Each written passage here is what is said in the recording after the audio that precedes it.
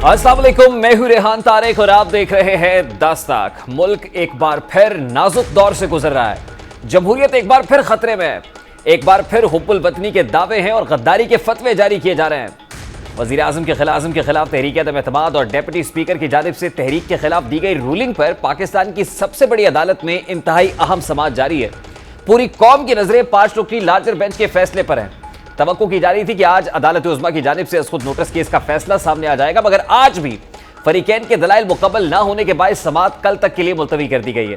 आज की अदालती कार्रवाई का अहवाल भी आपके सामने रखेंगे और बताएंगे कि कब्र अदालत में किसने क्या दलाइल दिए और मोज़िज़ जजेस साहिबान की जानिब से क्या रिमार्क्स सामने आए। मगर आज ही के रोज चेयरमैन तहरीक इंसाफ इमरान खान की जानिब से पंजाब के गवर्नर हाउस में पार्टी रहनुमाओं और कारकुनान से खिताब किया गया, जहां इमरान खान ने अपनी 10 मिनट की तकरीर में 1 दर्जन से जायद बार लफ्ज गद्दार इस्तेमाल किया और बताया कि कौन है जो मुल्क से गद्दारी कर रहा है। वजीर आजम इमरान खान साहब की गुफ्तगू आपने सुनी। आज जितनी तेजी से कौमी सियासत में गद्दारी और बगावत के सर्टिफिकेट्स तकसीम किए जा रहे हैं, यूं लगता है कि गद्दारी और बगावत कोई बड़ा जुर्म नहीं है। जिस तेजी से गद्दारों की एक खुद साख्ता फसल तैयार करके इसे काटने की कोशिश की जा रही है, कहना पड़ता है कि चश्मे नम जाने शोरीदा काफी नहीं, तोहमते इश्क पोशीदा काफी नहीं।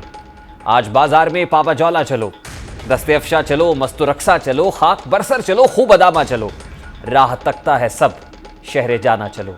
हाकिम शहर भी, मजमाए आम भी, तीरे इल्जाम भी, संगे दुश्नाम भी, सुबह नाशाद भी, रोजे नाकाम भी, इनका दम साज अपने सिवा कौन है? शहर जाना में अब बासफा कौन है? दस्ते कातिल के शाया रहा कौन है? रखते दिल बांध लो, दिल फिगारो चलो, फिर हम ही कत्ल हुआएं यारो चलो। जहां वजीर आजम पाकिस्तान इमरान खान अमरीकी खत को बुनियाद बनाकर ऑपोजिशन क़यादत और रहनुमाओं को गद्दार करार दे रहे हैं, वहीं आज पाकिस्तानी सिक्योरिटी एजेंसीज को वजीर आजम के इल्जाम की तस्दीक के काबिल एतमाद शवाहिद नहीं मिले हैं। वजीर आजम इमरान खान की हुकूमत गिराने में अमरीकी साजिश के इल्जाम के मामले पर पाकिस्तानी सिक्योरिटी एजेंसी की तफ्तीश के मामलात से आगाह ऑफिशियल ने खबर एजेंसी रॉयटर्स से बातचीत करते हुए कहा है कि सिक्योरिटी एजेंसीज वजीर आजम के बयान करदा नतीजे पर नहीं पहुंची। पाकिस्तानी ऑफिशियल ने कहा कि सिक्योरिटी एजेंसीज ने इमरान खान को अपना नुक्ता नजर बता दिया था। रॉयटर्स के मुताबिक ऑफिशियल ने कहा कि पाकिस्तानी सिक्योरिटी एजेंसीज को वजीर आजम के इल्जाम की तस्दीक के काबिल एतमाद शवाहिद नहीं मिले। सिक्योरिटी एजेंसीज वजीर आजम के बयान करदा नतीजे पर नहीं पहुंची। इमरान खान और डेप्यूटी स्पीकर ने कहा था कि नेशनल सिक्योरिटी कमेटी ने हुकूमत गिराने की साजिश की तस्दीक की है। आज ना सिर्फ वजीर आजम ने 1 दर्जन बार अपनी तकरीर में लफ्ज इस्तेमाल किया, बल्कि एक बार फिर कौम से गद्दारों के खिलाफ सड़कों पर निकलने का मुतालबा भी किया। फिर सारी कौम को कहता हूं, फैसला कुन वक्त है पाकिस्तान हमारे मुल्क में है, ये डिफाइनिंग मोमेंट है। हम इसको कामयाब होने देंगे, इस मुल्क की जमहूरियत भी तबाह होगी, इस मुल्क का मुस्तकबिल भी तबाह होगा। इसलिए मैं सारी कौम को आज कहता हूं, पुरअमन एहतजाज करना आपका फर्ज है। अपनी सारी डिस्ट्रिक्ट्स में मैं कह रहा हूं, हमारी तंजीमों को पुरअमन एहतजाज करना चाहिए। ना सिर्फ इनकी गद्दारी के इल्जामात लगाए जा रहे हैं, बल्कि गद्दारों के खिलाफ कौम को सड़कों पर आने की दावत भी दी जा रही है। मुतालबा भी किया जा रहा है कि इनके खिलाफ सड़कों पर निकलें। सवाल तो बहुत सारे हैं, मगर हम चंद सादा से सवालात उठाएंगे। क्या तहरीक अदम एतमाद के हक में खड़े होने वाले 197 मेंबरान पार्लियामान गद्दार हैं? क्या 197 मेंबरान को मुंतखब करके पार्लियामान में पहुंचाने वाले भी गद्दार हैं? क्या पार्लियामान जो मुकद्दस है, पार्लियामान जो सुप्रीम है, इस मुकद्दस पार्लियामान में गद्दारी वाले छुपे बैठे हैं, को गद्दार बैठे हुए? मगर सवाल तो यह भी है कि इन मेंबरान पार्लियामान को गद्दार करार देने के लिए चेयरमैन तहरीक इंसाफ इमरान खान और उनके पार्टी रहनुमाओं के पास वाज़ेह सबूत मौजूद हैं? अगर सबूत हैं तो क्या सामने भी लाए जाएंगे? ये महज एक सियासी बयानी की तश्कील की खातिर सिर्फ गद्दारी की तोहमत लगाना मकसूद है? आज ऐसे बहुत सारे सवालात हैं जो सर उठा रहे हैं। कुछ ऐसे ही सवालात ने भी सामने रखे हैं, वो क्या कहते हैं, जरा उसकी एक झलक भी आपके सामने रखता है। पूरी कौम के सामने इस इमरान नियाजी ने पार्लियामान के 197 मेंबर्स को गद्दार करार दिलवाया है डिप्टी स्पीकर की रूलिंग के जरिए। तो मैं आज मुतालबा करूंगा जनरल बाजवा से, जो चीफ ऑफ आर्मी स्टाफ, मैं आज मुतालबा करूंगा DGISI से, जो नेशनल सिक्योरिटी काउंसिल के मेंबर हैं, कि अगर खुदा ना खास्ता हमने गद्दारी की है तो फिर ये सबूत कौम के सामने ले आए। आओ बात करें कारकर्दगी की बुनियाद पर। एक बार फिर खत के पीछे छुपने की कोशिश करते हो, वो खत जिसके ऊपर सिक्योरिटी कमेटी कह चुकी है कि इसमें बैरूनी साजिश का कोई असरात नजर नहीं आ रहे। बबांगी दोहल वो सिक्योरिटी कमेटी के एस्टेब्लिशमेंट की तरफ से नुमाइंदगान के बारे में कहता है कि वो मेरी तरफ से मुतमईन हो गए थे। लिहाजा जो एस्टेब्लिशमेंट की तरफ से नुमाइंदगान सिक्योरिटी वो वजाहत करे, इस बात की अपनी पोजीशन वाजे करे। ये काफी नहीं है कि वो बयान दें कि हम गैर जानिबदार हैं। हमारा अदम एतमाद का वोट से पहले एक नेशनल सिक्योरिटी का इजलास बुलाया गया और इस मीटिंग में एक डिप्लोमेटिक केबल डिस्कस किया गया और ख़ान साहब ने अफसोस के साथ उस मीटिंग को, उस गैर सियासी फोरम को अपने सियासी मकसद के लिए इस्तेमाल करने की कोशिश की। अब बहुत ही ज़रूरी है कि हमारा जो उस मीटिंग में दूसरे लोग शामिल थे अपना वर्जन सामने आए। सबसे पहले बात करेंगे पाकिस्तान तहरीक-ए-इंसाफ की मरकज़ी रहनुमा आलिया हमज़ा साहिबा हमारे साथ मौजूद हैं। अस्सलाम वालेकुम आलिया हमज़ा साहिबा, बहुत बहुत शुक्रिया आपके वक्त के लिए। आलिया हमज़ा साहिबा, आज पंजाब के गवर्नर हाउस में वज़ीर आज़म इमरान खान साहब ने जो कारकुनान से और रहनुमाओं से खिताब किया उसमें तकरीबन 1 दर्जन बार लफ्ज़ गद्दार इस्तेमाल किया है। क्या ये 197 मेंबरान पार्लियामान वाकई गद्दार हैं? बिस्मिल्लाहिर्रहमानिर्रहीम। देखिए हमने तो पहले दिन कहा था कि गद्दार वही बैठा है जो अपनी अचकने सिलवा कर बैठे थे।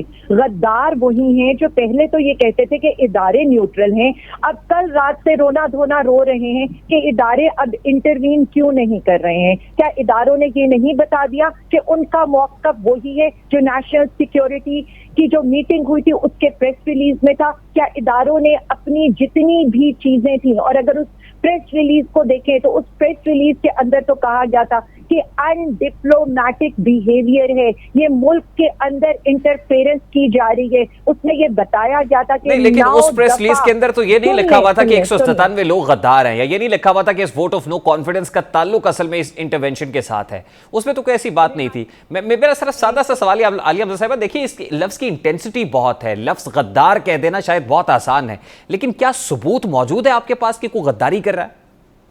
देखिए इंटेंसिटी बहुत ज्यादा है और होनी भी चाहिए, इसलिए कि जो लोग, अब मैं सिर्फ 2 मिनट में ना ये केस पूरा का पूरा आपको बता दूंगी, लेकिन ये बताइएगा जरूर कि सबूत आपके पास है ना इसके? प्लीज एक सेकेंड, मैं सिर्फ इतनी सी बात करूंगी। कल को इंडिया 15 से 20 अरब रुपए के अंदर मेंबराने असेंबली को खरीदे और उसके बाद जिसकी हुकूमत चाहे यहाँ पर बना दे, इसका मतलब तो हुआ ये पाकिस्तान ना हो गया, कोई मेला मवेशियां हो गया, ये पाकिस्तान नहीं हो गया, कोई सोसाइटी हो गई जिसको 15 से 20 अरब में खरीदा जा सकता है। इतनी छोटी सी एक बात है कि आपको कोई धमकी आके देता है, कहता है 9 दफा अदम एतमाद का कहता है और कहता है कि आपके मुल्क में इंटरफेरेंस करूंगा। मेरा तो सवाल इन लोगों से है, अगर इनको इतना पता था। नहीं, लेकिन मेरा सवाल आपसे है ना आलिया हमज़ा साहिबा कि आपके पास सबूत मौजूद है, अगर सबूत है तो सामने ले आइए।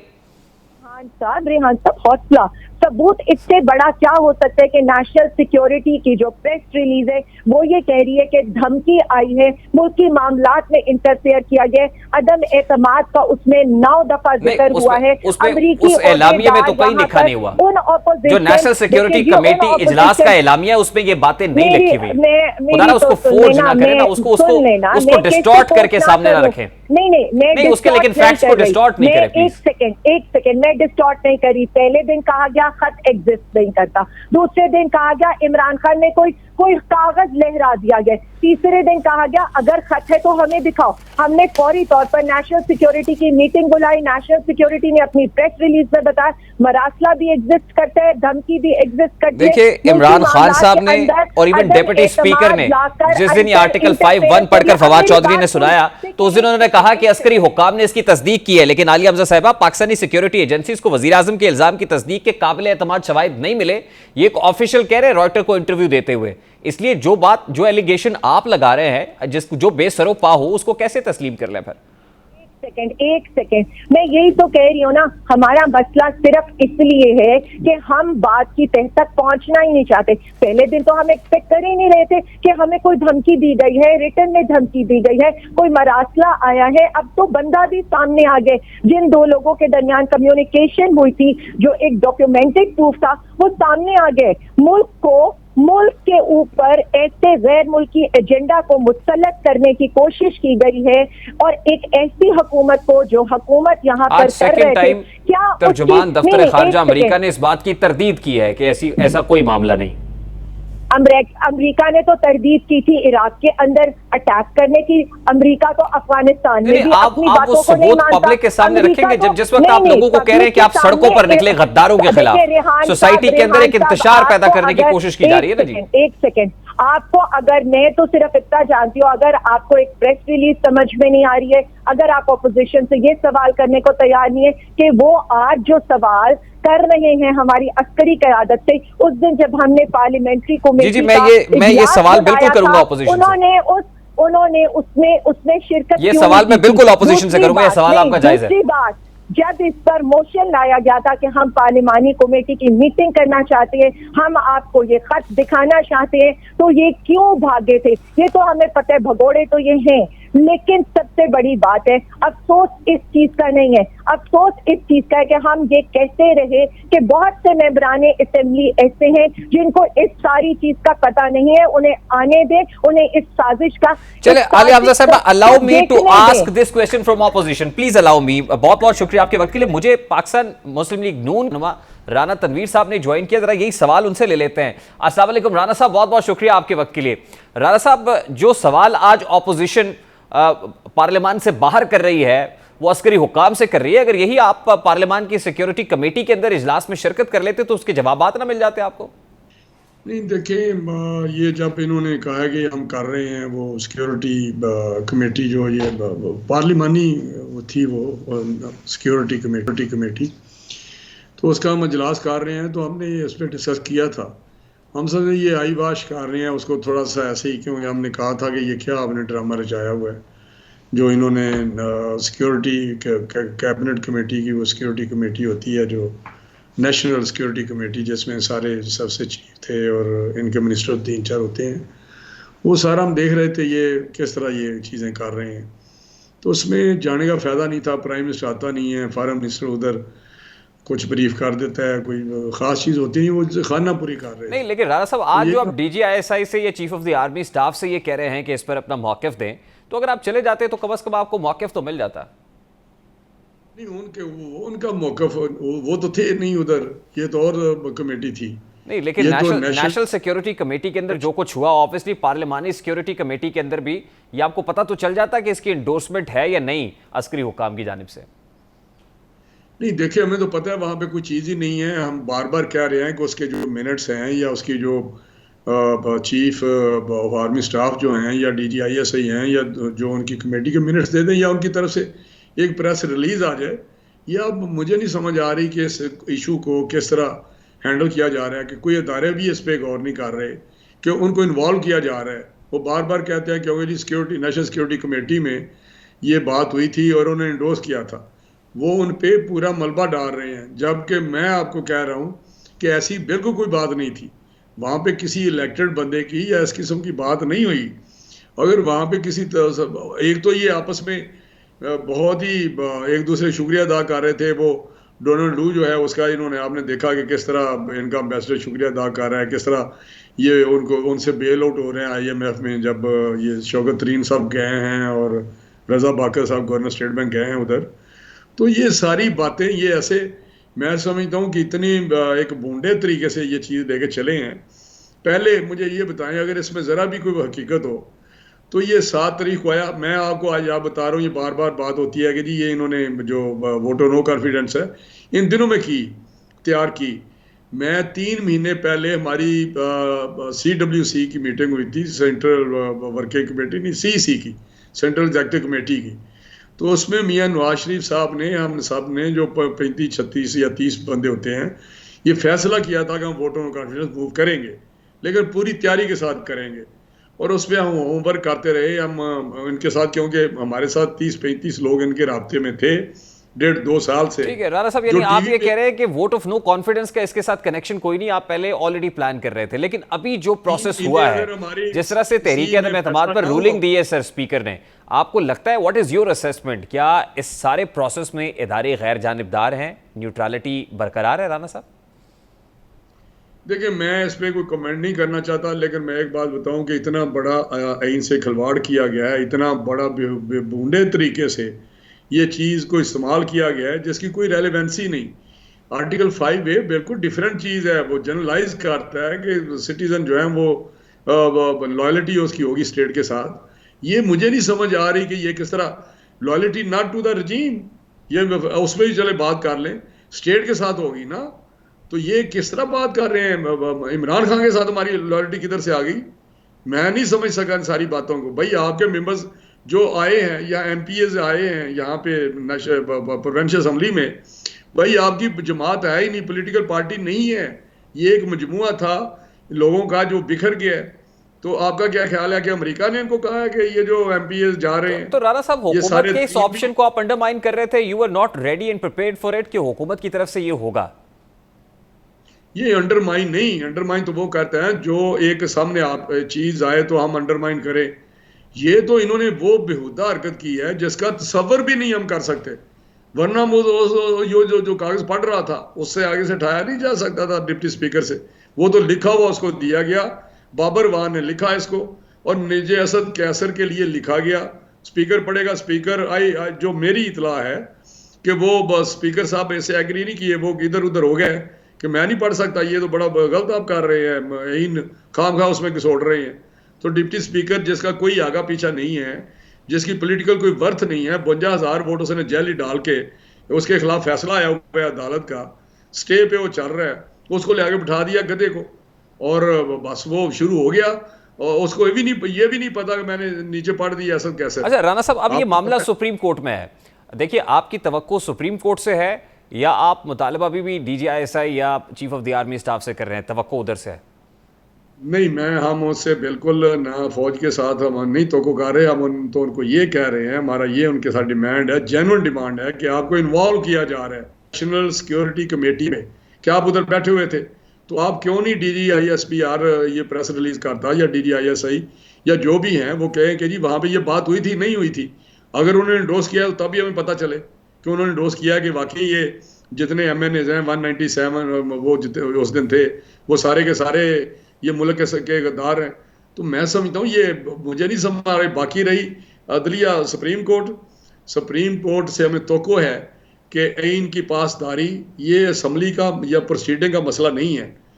मैं आपको बताऊं, अगर 69 आर्टिकल है उसमें जो प्रोसीजर को या इरेगुलरिटी को कवर देता है पार्लियामेंट की प्रोसीडिंग में, वहाँ पे 37 आर्टिकल भी है जिसमें लिखा है जब vote of no confidence move हो जाए, वो आर्टिकल है कॉन्स्टिट्यूशन का, जब vote of no confidence move हो जाए तो प्रोरोग सेशन नहीं हो सकता टिल दैट टाइम के वोट हो जाए उसमें, उस मोशन पे। ये आईनी मामला है, इसको तो सुप्रीम कोर्ट देख रहा है, यकीनन इसी सारे मामले को लिए खुद नोटिस लिया गया है। यही हम कह रहे हैं सुप्रीम कोर्ट से कि आप इसको देखें। अगर 69 है तो 37 भी है, 37 को पढ़े ना कि वहां पे वो नहीं कोई और बिजनेस हो सकता ही नहीं।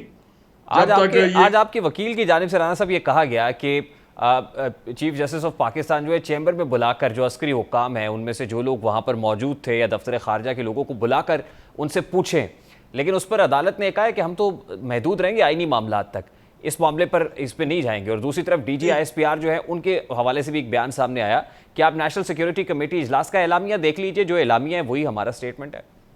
उसका मतलब उसमें कोई जिक्र नहीं है, ये आप देख लें, एलामिया देख लें, एलामिया में तो ऐसी बात ही नहीं है, ये उन्होंने क्लियर कर दिया ना।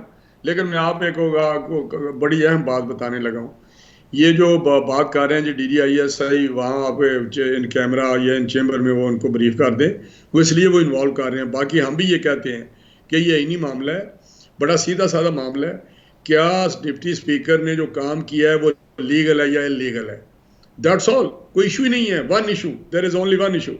कि अगर दूसरी बात रही कि इसको लिंक ना करे या किस बात से, गद्दारी से, गद्दारी का और मसला है। अगर मैं गद्दार हूं तो मेरा ट्रायल किया जाए, मुझे फांसी लगाएं। लेकिन अगर वहाँ MNAs चाहते हैं मेजॉरिटी ऑफ द हाउस, वो you loss the majority prime minister, you should quit immediately. अगर आप में अखलाकियात आज भी पंजाब के गवर्नर हाउस में इमरान खान साहब ने तकरीर की और उस तकरीर में 12 दफ़ा यानी 1 दर्जन बार लफ्ज़ गद्दार इस्तेमाल किया है। और उसके बाद उन्होंने लोगों को कहा है कि आप निकलें। आज भी ईशा के बाद वो कहते हैं कि वो इस्लामाबाद में होंगे और फिर लाहौर में भी तमाम डिस्ट्रिक्ट्स में कहा है कि लोग निकलें गद्दारों के खिलाफ। मैं बताऊं, इसका खानदान गुदार है जिसने इस पाकिस्तान में हथियार डाले थे, कि शर्मिंदगी है। इसका बाप करप्ट आदमी था, मेरे वहां पे इलाके में जमीन उसने फ्रॉड से ली, एक बेवा से लिखाया पावर। मैं समझता हूँ कि ये इसको समझ आ जाएगी जब निकलेगा, जब कैंडिडेट इसके मैदान में आएंगे, लोग देखिए इनका अशर क्या करते हैं इलेक्शन। लेकिन राणा साहब, लगता है कि एक नैरेटिव जो है वो तो इमरान खान साहब को मिल गया है और यही नैरेटिव होगा अब इससे इलेक्शन कि मैं कैंपेन के अंदर भी, तो इसका कोई काउंटर नैरेटिव नहीं। आप लोगों ने तैयार कर लिया है? मैं कहता हूँ कि नैरेटिव की जरूरत ही नहीं है, लोग इनको जाने तो दें। मैं आपको आज मेरी बात नोट कर लें, ये लिख लें, इलेक्शन 3 महीने को 6 महीने को, हम तो चाहते हैं पहले कॉन्स्टिट्यूशन की अमलदारी का ये फैसला करे सुप्रीम कोर्ट। हमारा इशू इलेक्शन, हम तो इलेक्शन खुद चाहते थे। ये इतना ढीठ है, ये इतना मतलब मैं क्या कहूँ कि हम चाहते थे इसको निकालना, कोई किसी का इंतजार हो,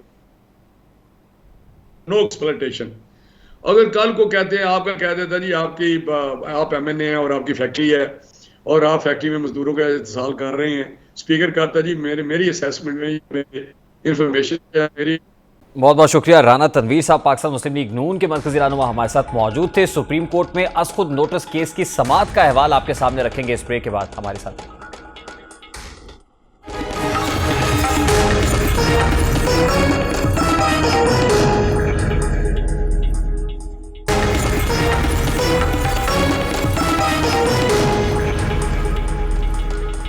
वेलकम बैक। सुप्रीम कोर्ट में स्पीकर की रूलिंग के खिलाफ जो असखुद नोटिस केस है उसकी समाअत के बारे में बात करेंगे। इस वक्त मुमताज़ माहिर कानून जस्टिस रिटायर्ड रशीद रिजवी साहब हमारे साथ मौजूद हैं। अस्सलाम वालेकुम रिजवी साहब, बहुत बहुत शुक्रिया आपके वक्त के लिए। सर, आज भी सुप्रीम कोर्ट की समाअत के दौरान स्पीकर की रूलिंग पर बात हुई है कि असल में ये केस स्पीकर की रूलिंग का है। क्या स्पीकर की लिखी गई रूलिंग डिप्टी स्पीकर ने देकर अपने मैंडेट से तजावुज़ किया? देखिए, डिप्टी स्पीकर आइन को वॉलेट करके कोई रूलिंग नहीं दे सकता है। वो आइन के तहत उसकी ऑफिस क्रिएट हुआ है और उसको आइन के लिए आगे काम करना है। वो एडवांटेज ले रहे हैं हुकूमती वकला आर्टिकल 69 का, जिसमें कहा गया है कि हम प्रोसीडिंग्स की इरेगुलरिटी को नहीं कोर्ट मुदाखलत कर सकती है। लेकिन ये क्वेश्चन यहाँ पे कोर्ट की प्रोसीजर्स की इरेगुलरिटी या रेगुलरिटी का नहीं है। क्वेश्चन ये है कि क्या अथॉरिटी है, क्या जुरिस्डिक्शन है डिप्टी स्पीकर का, वो ये ऑर्डर कर सकता है बगैर सुने। पहले उसने लोगों को ट्रेटर डिक्लेयर किया है, जो मेंबर्स वहाँ मौजूद थे सपोर्ट में, उसके बगैर उनको किसी ट्रायल के बगैर किसी उसके, ये हमेशा के लिए उन पर लेबल आ गया है। लोग उस चैलेंज करेंगे उनके नेक्स्ट इलेक्शन में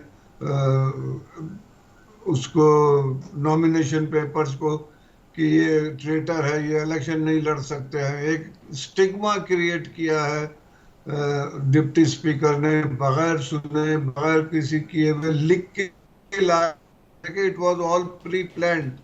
वो लिख के लाए हुए थे और स्पीकर का स्टेटमेंट लिख के लाए थे, वो उन्होंने पढ़ के सुनाया, उसका नाम भी बताया आखिर में। जो मौजूद नहीं था कार्रवाई में, जिसने लॉ मिनिस्टर के स्टेटमेंट नहीं सुने थे, बयान आर्टिकल 5 के ऊपर नहीं सुना था, उस पर उसने पढ़ कर दे दिया। This was all pre planned. उसके 2 मिनट बाद प्राइम मिनिस्टर टीवी पे आते हैं, वो तकरीर कर देते हैं।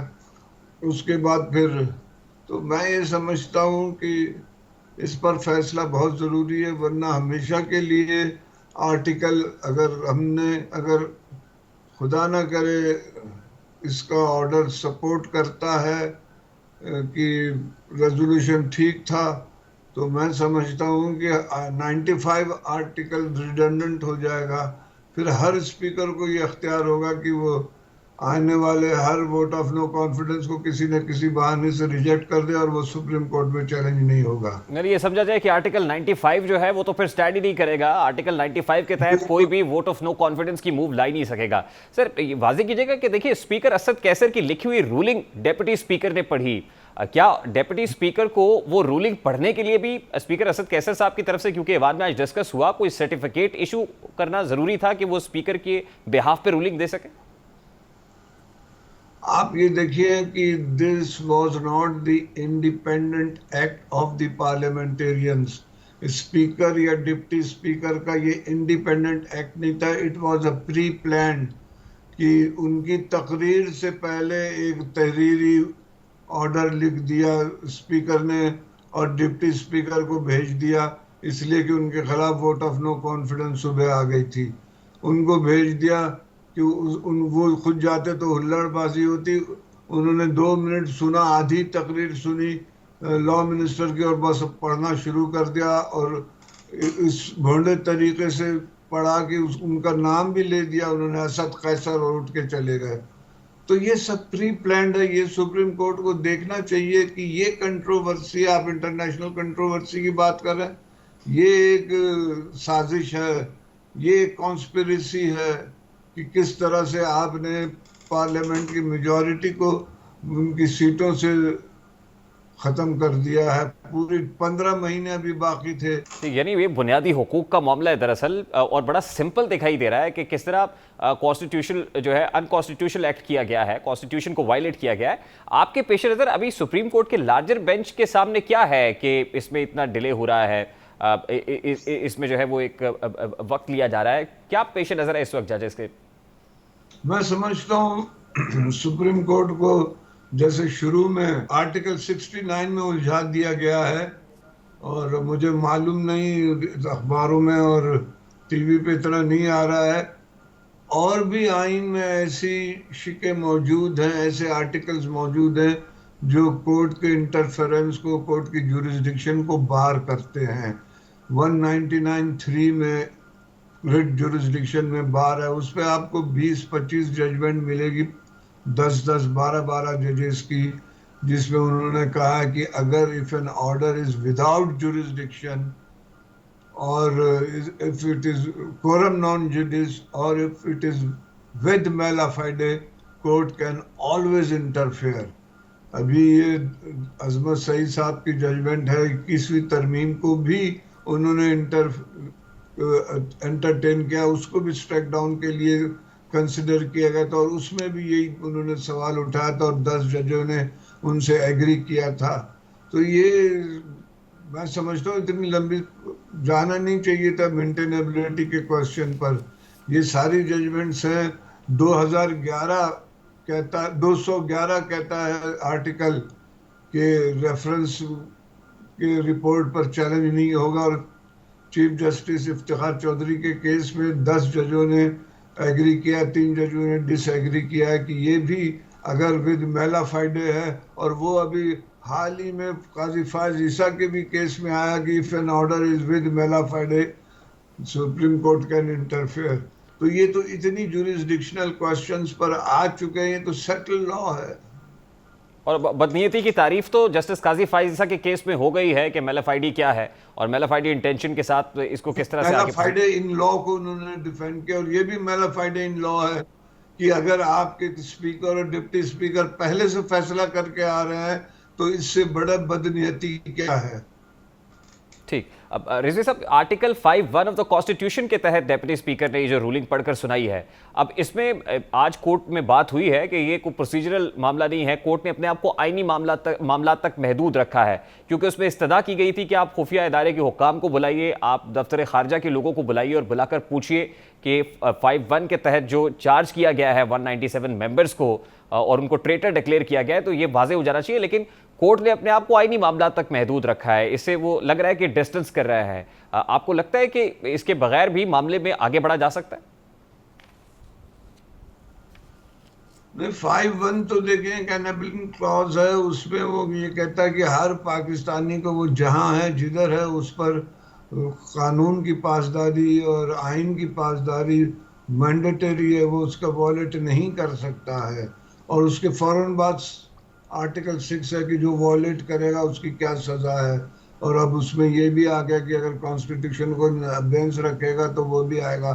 तो सिर्फ 5 ये अख्तियार नहीं देता कि आप सारे बुनियादी हकूक़ को वॉलेट करें, का आइन के दीगर प्रोविजंस को वॉलेट करें, और आप कहेंगे जी 5 जो है आर्टिकल वो सुपरसीड करेगा सारे प्रोविजन को।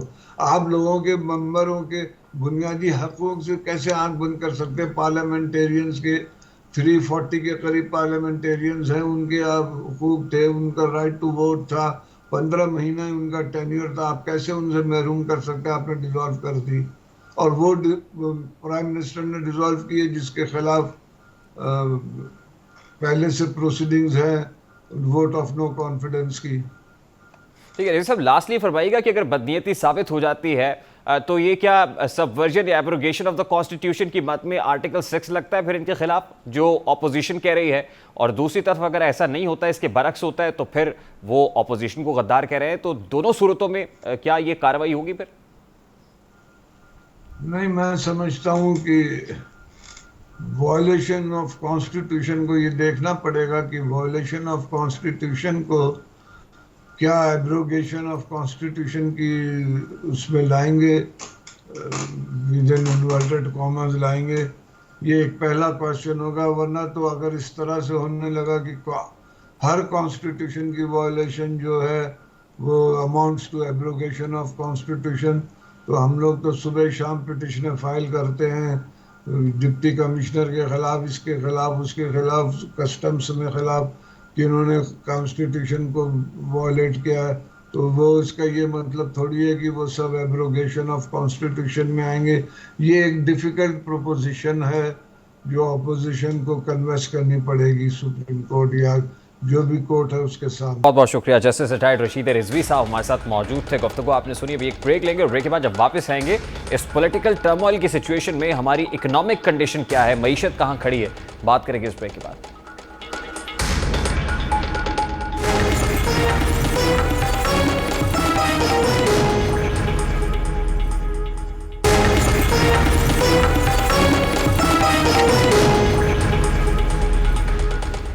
Welcome back. पाकिस्तान तहरीक इंसाफ की हुकूमत के खात्मे के साथ ही मुल्क में मईशत भी डगमगा गई है। इस पेशरफ से जहां सियासी ऐवानों में हलचल मची है, वहीं पाकिस्तान स्टॉक एक्सचेंज पर भी जो कमी है वो नुमाया उसका असर दिखाई दे रहा है। मंदी का रुझान है, पाकिस्तानी करेंसी डॉलर के मुकाबले में दबाव का शिकार है और इसकी वजह भारी दरामदी बिल, करंट अकाउंट डेफिसिट और बैरूनी अदायगियाँ हैं। इस वक्त क्या सूरत हाल है और आने वाले दिनों में माशी सूरत हाल क्या होगी, बात करेंगे इस वक्त प्रिंसिपल नस्ट माहिर इक्तिसादी अमूर डॉक्टर इशफाक हसन खान ने हमें ज्वाइन किया है। अस्सलाम वालेकुम डॉक्टर साहब, बहुत बहुत शुक्रिया आपके वक्त के लिए। डॉक्टर साहब, गुज़श्ता रोज़ भी स्टॉक मार्केट के अंदर शदीद मंदी का रुझान रहा।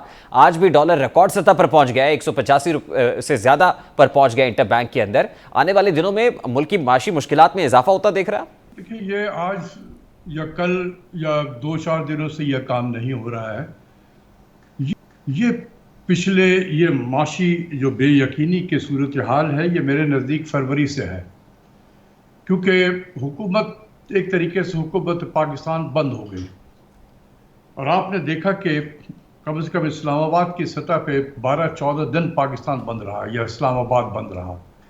हमारी यूनिवर्सिटी भी बंद रही, तालीमी नुकसान भी हुआ हमारा।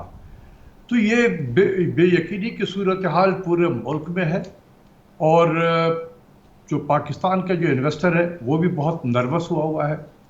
बहुत सारे डिसीजन उन्होंने लिए हुए थे अपने इन्वेस्टमेंट के हवाले से, वो सब वेट एंड सी के मोड में चले गए हैं। इसी तरीके से सबसे बड़ा जो कंसर्न है हमारे फॉरेन इन्वेस्टर्स को है, जिन्होंने पाकिस्तान के बॉन्ड पे इन्वेस्टमेंट की थी, वो भी बहुत ज़्यादा नर्वस हैं। उनमें से बहुत सारे लोगों ने मुझसे टेलीफोन पे रब्ता भी किया, पूछ भी रहे थे पाकिस्तान के बारे में। तो उनका जो खुलासा है वो यही है कि they are also very nervous what is happening in Pakistan, क्योंकि उनका स्टेक है, उनका पैसा लगा हुआ है। तीसरी चीज़ ये है कि जब इस किस्म के बेयकीनी की सूरत हाल हो तो लोग अपना पैसा भी मुल्क से बाहर निकालते हैं जो लेकर आ चुके होते हैं। तो इसकी वजह से आप देखें कि डॉलर पे भी प्रेशर पड़ रहा है। दूसरी और इसी की वजह से रिजर्व भी नीचे की तरफ जा रहा है। चौथी चीज़ ये है कि आज से तकरीबन 3.25 साल हो गए हैं, एक लफ्ज़ मैं कहता रहा हूँ, आपके प्रोग्राम में भी कहता रहा हूँ, बहुत सारे प्रोग्राम आपके साथ मैंने किए, और मैं हमेशा कहा कि पाकिस्तान को इस वक्त aggressive and yet selective import compression policy adopt करनी चाहिए। Aggressive and yet selective. आप खुद सोचें कि यह मुल्क जहां जो सीरियस बैलेंस ऑफ पेमेंट का शिकार है, जिसके 9 महीने में उसका ट्रेड का खसारा जो है, डॉक्टर साहब you have rightly pointed out, बिल्कुल दुरुस्त फरमा रहे हैं, और ये बात होती रही है इंपोर्ट कंप्रेशन की, तो हुकूमत ने किसी जगह कोई ऐसी स्ट्रैटेजी पॉलिसी दिखाई नहीं दी।